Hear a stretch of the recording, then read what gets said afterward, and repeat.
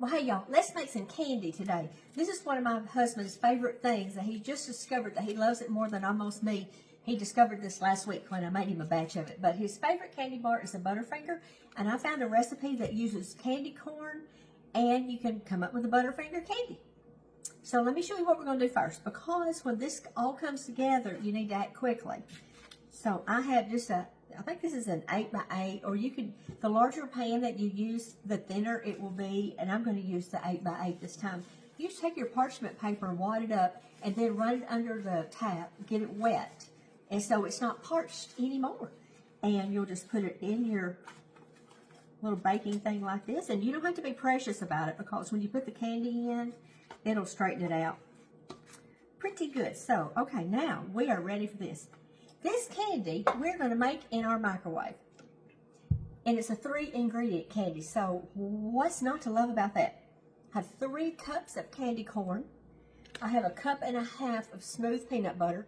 If you would like to use crunchy, it's your kitchen. You do your thing. And I'm going to melt this in the microwave. I'm going to melt it for 1 minute, stir it, and then I'm going to do it for 30 seconds until it's all the way melted. This microwave here is hot as the face of the sun, so it doesn't take as long as the one at home, because the one at home isn't as aggressive as this one.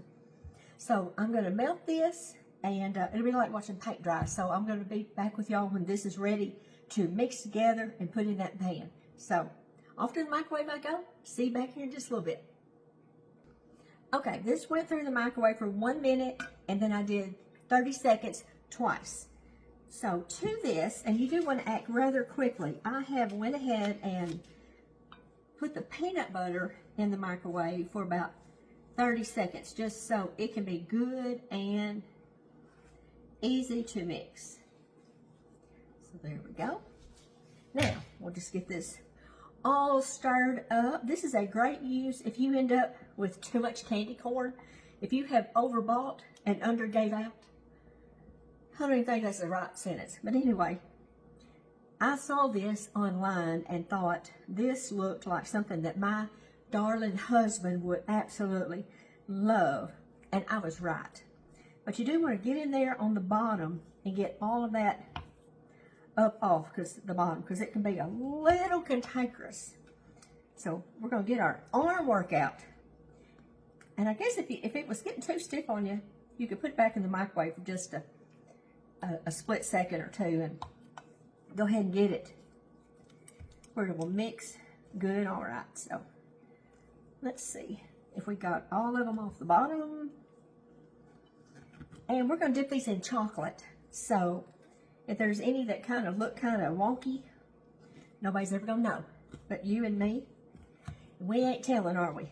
Nuh-uh. All right, let's see. Yep, looks pretty good to me. Okay, now I'm going to go ahead and put this in my dish. And I do recommend that you do line this with parchment paper, because you're never going to get it out if you don't. It ain't going nowhere. It's going to be all gummed up on you. Okay, let's get... It's not all going to come out of here, but it's just going to be okay. So now, let's just get this off my knife here, off of my spatula thing. See, it's already trying to set up on me. Let's use this knife. Kind of get it all pushed around in those corners. I don't know what happened to my voice just then. I think because I'm trying to hurry. Okay, there we go. All right, let's just kind of make it just a little bit more smooth.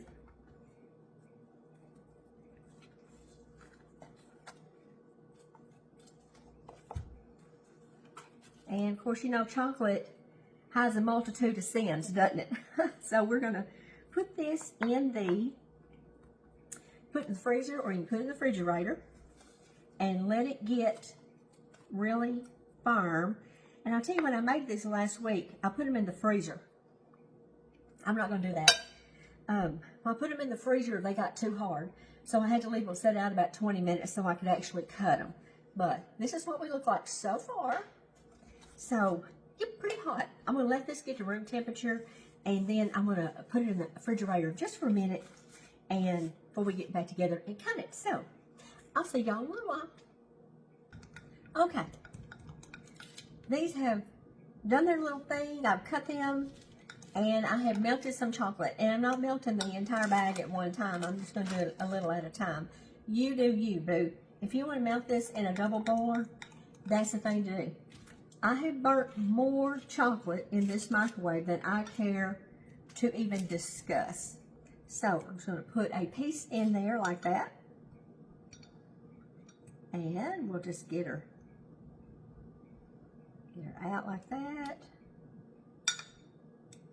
Kind of rake some of that off of the bottom. We'll put this right there.